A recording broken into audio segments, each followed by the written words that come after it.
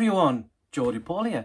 Welcome back to a brand new episode of Magpie Movies. And again, like my previous video, I'm going to try and do this in one take. So if there's a lot of stuttering, humming and hawing, that'll be the reason why. So yes, today, as you saw from the thumbnail, I'm going to be doing a review of two movies that I watched yesterday. I know, Good Friday, kids here, and I still managed to watch two movies. I've no idea how it happened. But yeah, I'm going to do a review of 65 and Missing, two new 2023 movies, both with kind of different subject matter really. One couldn't be farther from the other, truth be told.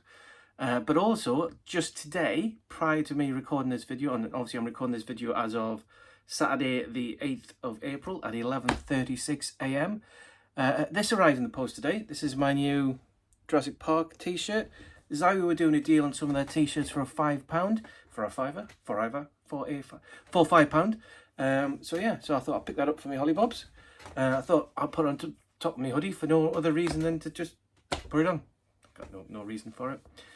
But yeah, welcome to, as I said, to Magpie Movies. If you're new to the channel, you like my reviews, like my other videos, don't forget to give the video a thumbs up. Hit the subscribe button and then hit the notification bell, so whenever I do a new video, if you got the notification bell, you'll be one of the first guys to know when I upload and do a new video. So today, as I said, two reviews.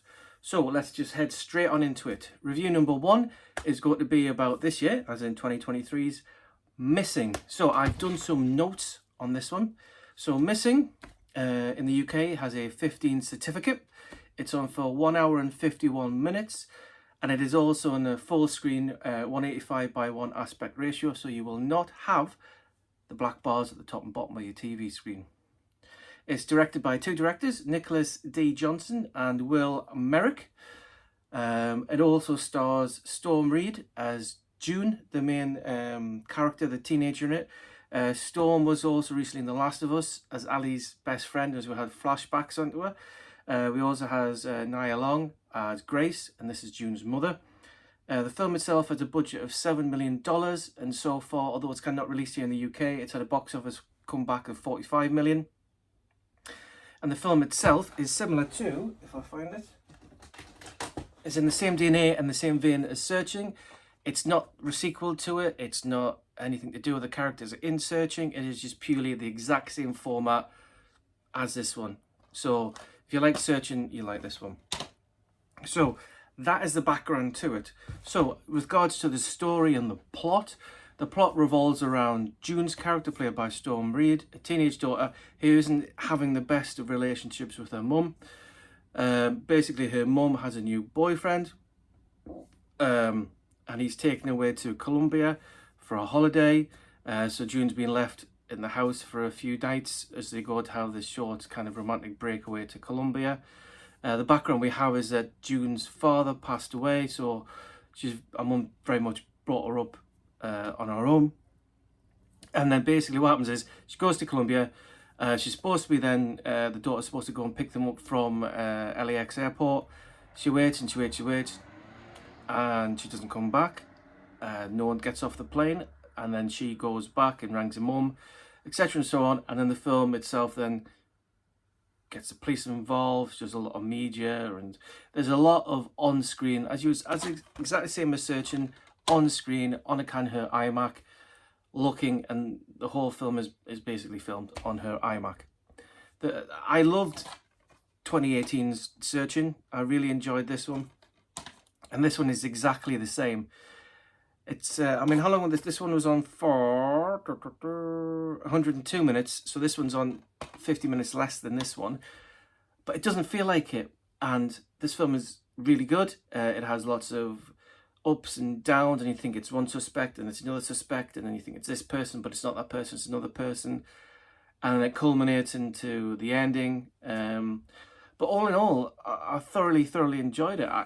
I wasn't expecting it. I thought I'm going to go into it, it'll be one of those mid-budgeted kind of films where you'll have like half an hour to watch and get into it, and then it takes you on this adventure and this travel, and it does, and then you go, all right, okay, it was all right. But no, honestly, when I finished watching this film last night, I actually stayed up till like 12:30 to finish watching it. I thoroughly enjoyed it, and I can't honestly recommend this enough. But that's a quick review of Missing. If you really enjoyed Searching, then give it a watch. Hour and 50 minutes flies by, and you come away with it with probably the same thoughts as myself of, I didn't expect it to be that good, and it was. So for a review rating of this one, I'm going to give it an 8.5 out of 5. 8.5 out of 5? No, 8.5 out of 10 rating. If you get a chance to watch it, please do. It is definitely well worth the watch. Okay, so that's review 1 done. On to review 2.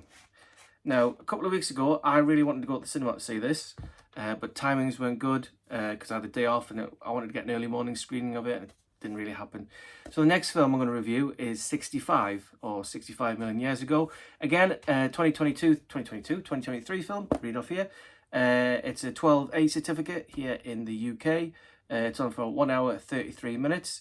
This one, unlike Searching, is in a widescreen format with a 239:1 widescreen format, so there will be black bars at the top and bottom of your screen. This, like the last film, has 2 directors, Scott Beck and Brian Woods. The 2 main protagonists in the movie are Adam Driver, who plays Mills, and Ariana Greenblatt, who plays Koba. The film itself had a budget of 45 million, and to date it's had a recoup of 55 million, so a £10 million US dollar profit. So the format or the plot behind 65 is, it is set 65 million years ago, before humans evolved and began on planet Earth. There are other humanoids who go on exploration missions. I believe, although I didn't quite get what his job was, but Adam Driver leaves his wife and daughter on their planet, and his job is to, I believe, protect and transport people in cryogenic stasis to their destination. He gets woken up as the spaceship he's traveling on is hitting an asteroid field. The asteroid then damages the ship. The ship then crash lands to what we find out to be planet Earth. But it's planet Earth 65 million years ago, when the dinosaurs ruled the Earth. He then has to figure out a way to get off the planet. There's only one other survivor from that crash, which is Koba, a young girl who he kind of takes under his wing, but she doesn't speak the same language as him, so there are communication issues between the two of them. Now, going into this film, I know that a lot of people gave it a bit of bad press and it wasn't thought of very highly, so I wasn't expecting much from it. But I'll be honest with you, although the format of him with this other girl who kind of takes her in like his own daughter, to what happens in the film and then the ending of the film has been recycled and done loads and loads of times before. Parental figure missing his daughter, this other little girl's there, he takes her in his daughter, and then they get a bond going together, etc. It's been done thousands of times before. But regardless of that, I thoroughly enjoyed this film. I thought it was going to be absolutely awful. The trailer made it look good, because I was really looking forward to it. I mean, why can't you go wrong with guns, dinosaurs, a bit of Adam Driver through in there, a bit of sci-fi. You know, I'm a big dinosaur fan. Hashtag Jurassic Park. But it to me it worked. I thought it was really good. I mean, the trailer itself is better than the film. I'll give it that. If there's any negative in there, and the other negative is, like I said, the format and the storylines being recycled many times before. But although there was that bad negativity, bad press, bad reviews, I thoroughly enjoyed it. You know, I watched it in between looking after the kids and everything yesterday, so I didn't watch it all in one go like I did with Missing. This one I jumped in and out of it, but every time I jumped out of it, I was really looking forward to getting back into it. So it kind of had me intrigued, it pulled me into its narrative. So yeah, short, sharp, sweet, to the point review. I'm going to give this a 7.5 out of 10. I really enjoyed this, and hopefully, touch wood, I'll be picking this up in 4K. With Missing up, hopefully just Blu-ray. Really need that one in 4K. But I think 65 will look good with all the dark levels and the lights and the skin and the scales and all that, and the dinosaurs will look good in 4K. So I'm hoping to pick that one up eventually one day on 4K. So yes. So 7.5 out of 10 for that one. So that's it. That's my 2 reviews. So Missing, 8.5 out of 10 from my perspective. And a 65, 7.5 out of 10 from my perspective. Like I said, they're fresh in my mind. I just watched them both yesterday. I just want to get 2 reviews out there, take it all in one take. And I seem to have managed to do that. Stumbled a few times, but that's it. That's it. So thank you very much for watching. I hope you enjoyed the two reviews. If you've seen both movies, do drop the comments below. Tell me what you think of the two movies. I'm guessing there'll be like a bit of 50-50 with regards to 65. But if you have seen Missing and you did like it, let me know why. If you didn't, let me know why as well. Either way, don't forget to give the video a thumbs up. This is Jodie Paul, last survivor member of Magpie Movies, saying what we do in life echoes in eternity. And I'll catch you all in my next video. Thanks for watching. Bye for now.